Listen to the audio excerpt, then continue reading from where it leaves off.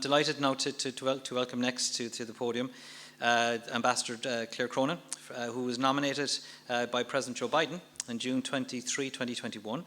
But before she got here, of course, she was the first woman to serve as the majority House leader in the House of Representatives of Massachusetts. So quite the accomplishment, and has a significant legislative background, particularly in solving major criminal justice and policy reform, and it's also a very strong support of education policy. So with that, Ambassador.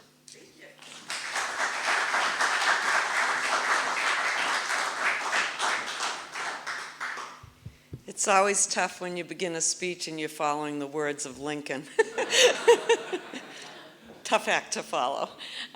So I just want to say thank you for the very kind introductions. Ambassador Smith, distinguished guests, members of the Valentia Transatlantic Cable Foundation, and members of the Valentia Island Development Company, good afternoon. Thanks so much for having me here today. When Leonard Hobbs first approached us on behalf of the Valentia Transatlantic Cable Foundation with an invitation to participate today, I was thrilled for the opportunity to represent the U.S. Embassy here. And today's theme, which is a mouthful, globalization, our interconnected and interdependent world, has never been more timely or more important for future peace and prosperity, joint prosperity. The digital economy has closed the distance between countries and between people. A video in Dingle can go viral and be seen in my hometown in Brockton, Massachusetts in the blink of an eye. However, despite our miraculous ability to connect virtually, the COVID pandemic has made it clear the importance of the physical connections between us, which run deeper than we ever knew. At the outset of the pandemic, Americans were shocked to run low on basic household items. COVID-related shutdowns in major ports led to significant global supply chain disruptions. Up until then, many gave little thought about how far these products travel to get to their local shelves.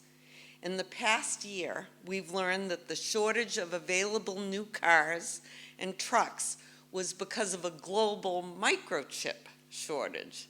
And who would have guessed that the ingredients in pharmaceutical products or face masks would now be considered a measure of national security?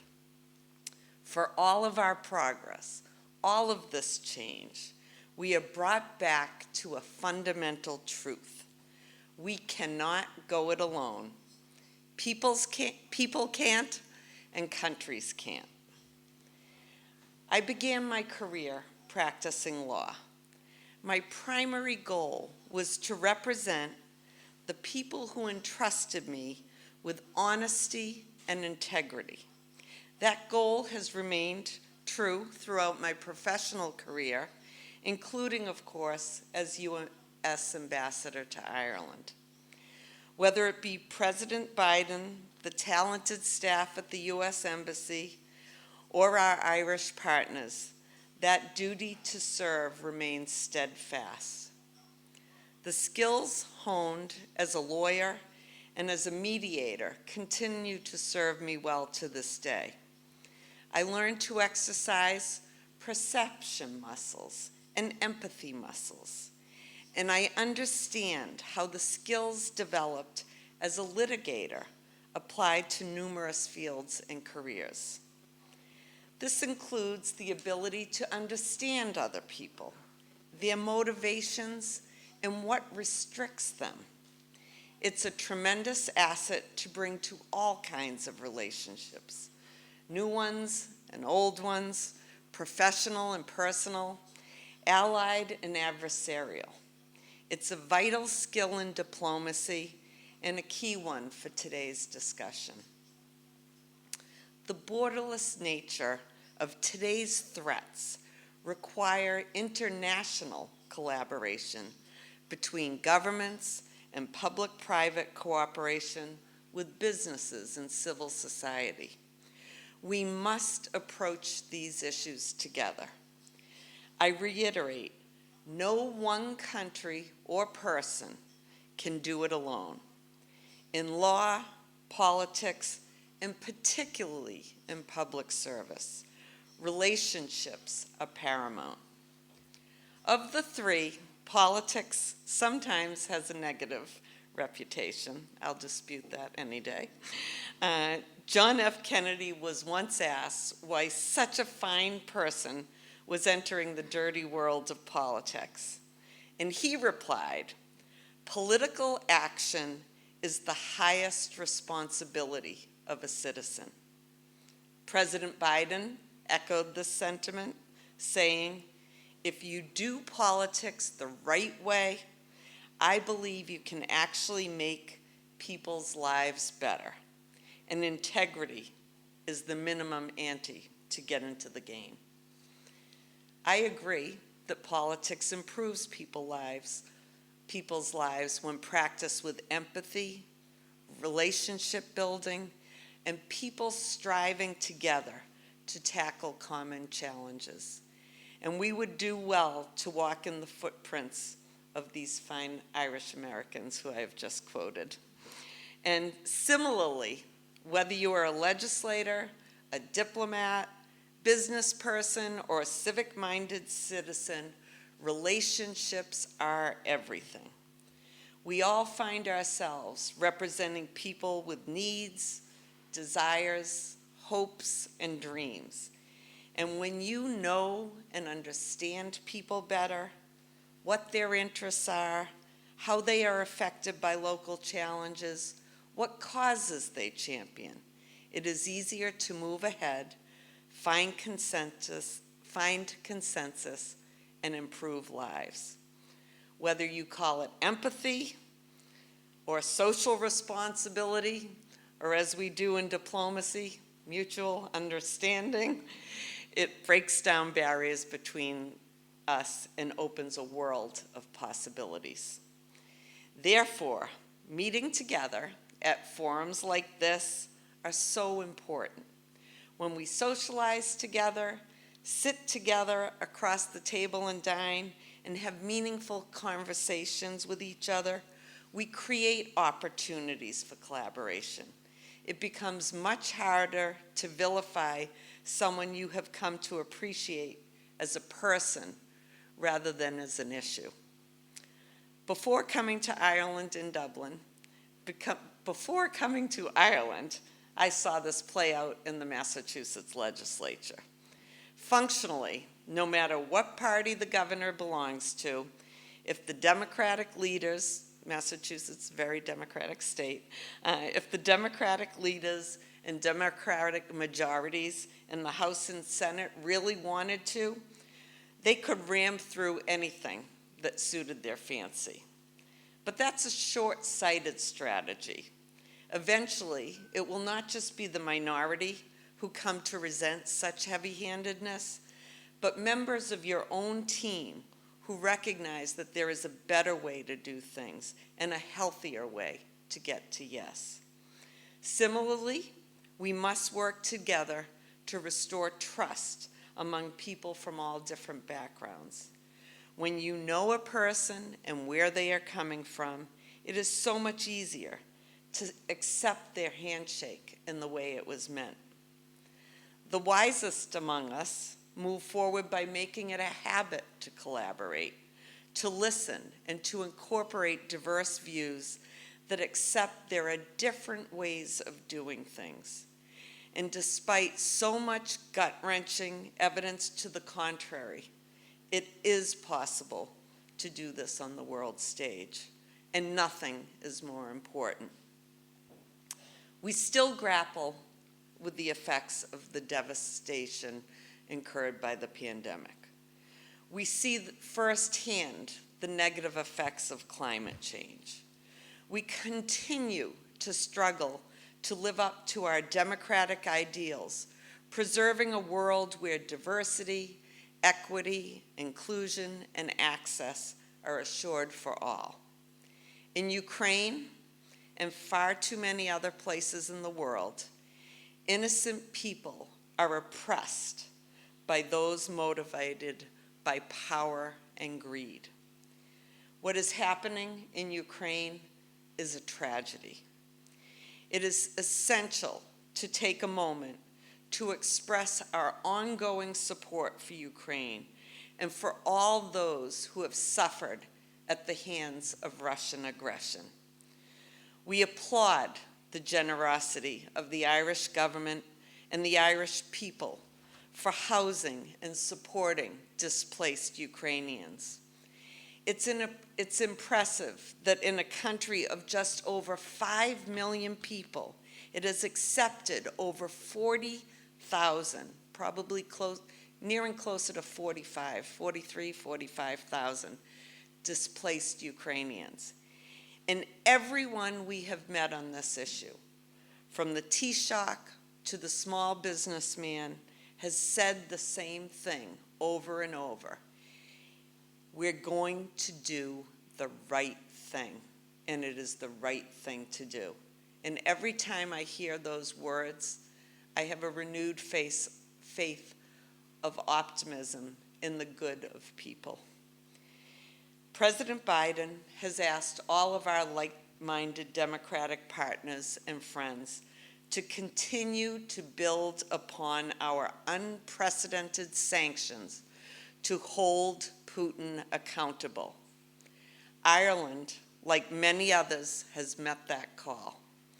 Our collective measures will sap Putin's military-industrial complex of critical components, prevent the central bank's foreign reserves from propping up an ailing economy, and deprive Putin of the resources he needs to wage this war.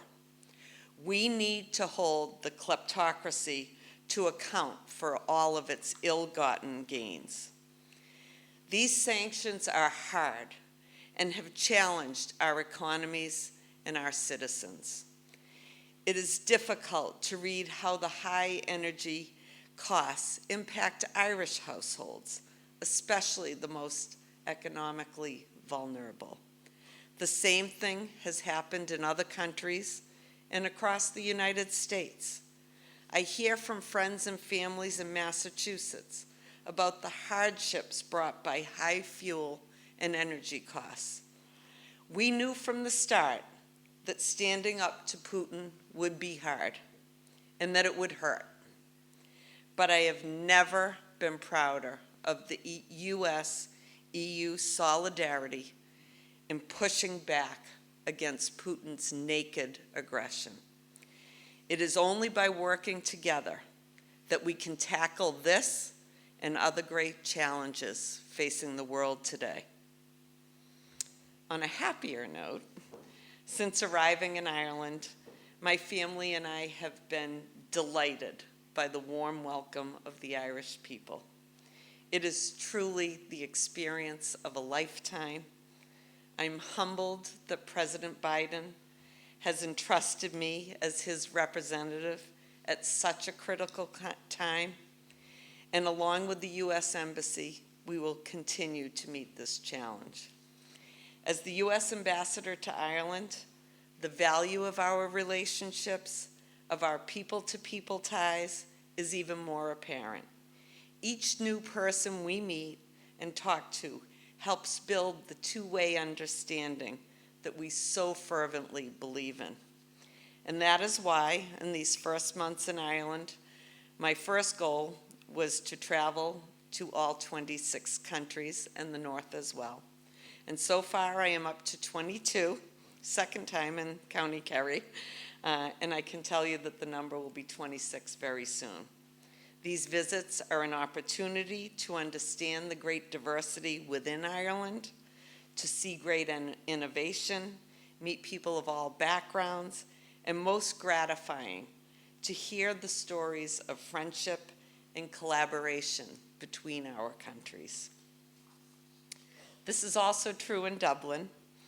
Opening the doors of the embassy and our home is one of utmost importance, and we want to make sure that all, as the U.S. Embassy in Dublin, we welcome people who may not have had the opportunity to visit Deerfield in the past. As part of that effort, we recently launched a program called Open Doors, inviting different groups of students to visit the residence each week. Have to say it's my favorite part of the week. The first few visits have been wonderful, and we can't wait to start up again in the fall. Engaging with amazing young people reinforces my optimism about our future, but I always remind them that their voices are equally as important today. When we meet, I encourage them to think about expanding their horizons, including summer work and travel opportunities in the U.S., always promoting that J-1 visa. I'm sure many of you may even be alumni of the J-1 program and how important these exchanges are for our countries. What better way to promote empathy and mutual understanding than that? It's often noted that the United States and Ireland share a relationship underpinned by strong historical and familial ties. This enduring friendship is sustained by our commitment to democratic values and further bolstered by our thriving economic cooperation. This cooperation is critical as we come to work together to overcome challenges. And Ireland is a vitally important hub in the transatlantic digital economy. The largest technology companies, including over 900 US companies, are expanding their footprint here. And consequently, the importance of cybersecurity cannot be overstated. Cyber attacks against Ireland pose a threat not only here, but to global security.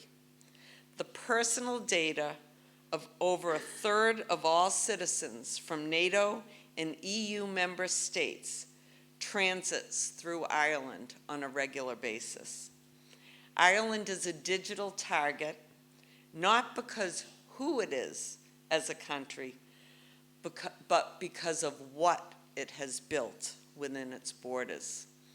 The borderless nature of cyber threats require international collaboration between governments and robust public-private cooperation with businesses and civil society.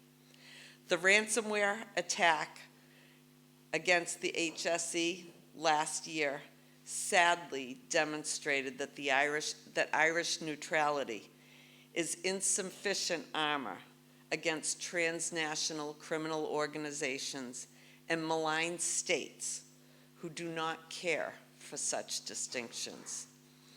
The importance of nurturing our bilateral relationship is obvious in our business relationship. Today, more than ever before, we must work as trusted partners with common values to support complex supply chains and to promote two-way trade and investment. And it is a two-way trade and investment story. We are thankful that when millions of Americans needed their life-saving cancer drugs or ventilators to keep them breathing in intensive care units, the companies in Ireland never faltered in providing these products to the United States, despite the spike in demand here and worldwide. To the US, European, and Irish companies represented in this room, thank you for being trusted vendors in every sense of the word. Ireland's phenomenal economic transformation is the perfect example of cross-party consensus for the greater good. I remember my first visit to Ireland in the early 1990s to attend my brother's wedding. Flash forward to when I landed in Dublin 6 months ago, it did not feel as much like a different city as it felt like an entirely different world. And every place I have subsequently visited has experienced similar economic change. No single party can take credit for Ireland's economic explosion. Different parties in successive governments put aside political fights to agree to a common set of economic principles to be implemented by whomever is in power. And what a result. The whole world knows of Ireland's rise from one of the poorest European countries to now one of its richest. Ireland's economic miracle was not just founded on sound economic principles, but more importantly, on sound political governance and cooperation. And that is a lesson too little of the world knows. The United States and Ireland partnership is a great example of how two countries can work together to grow jobs and foster prosperity on both sides. The footprint of American companies in Ireland continues to expand. Walking the factory floors of companies such as Pfizer in Cork and Intel in Kildare, we are inspired by the innovation and sophisticated manufacturing that is taking place right here in Ireland.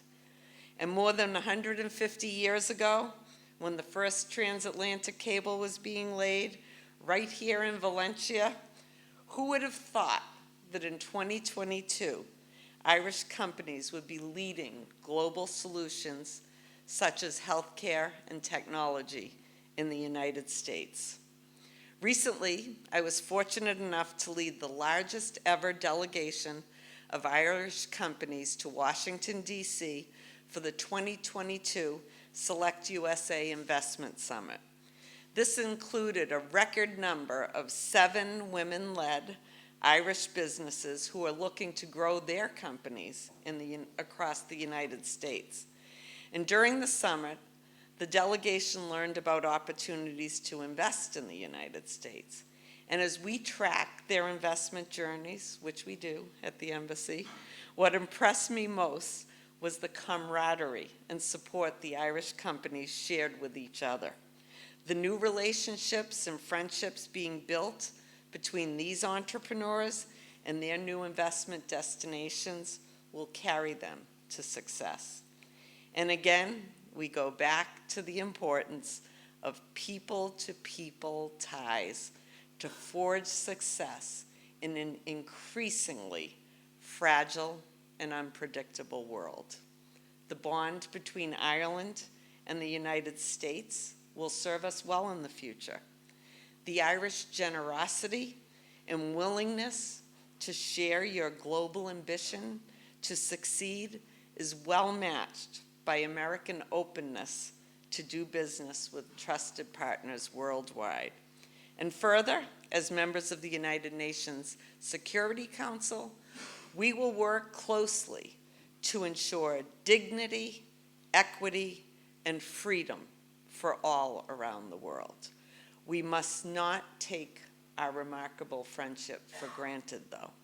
It must continually be nourished, nurtured, and developed in a rapidly changing world. The U.S. Embassy will always look forward to collaborating, listening, and incorporating different viewpoints. And I will close my remarks with this. I am often asked here and back home what I have learned about or surprised me here in Ireland.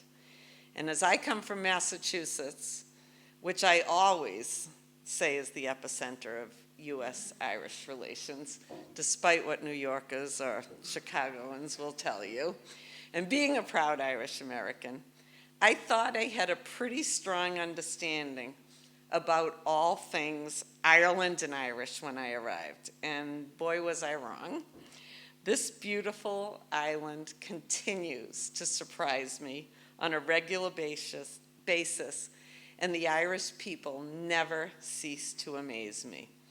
So when people ask me to explain this wonderfully complicated island and its people in a nutshell, I now have a new answer. Ireland is the only country in the world where the 2 most popular sporting leagues, hurling and Gaelic football, are played by unpaid amateurs. The largest outdoor sporting event is a national plowing competition. And the television event of the year is the Late Late Toy Show. So for these and other reasons, my love for this country grows deeper every day. So I thank you.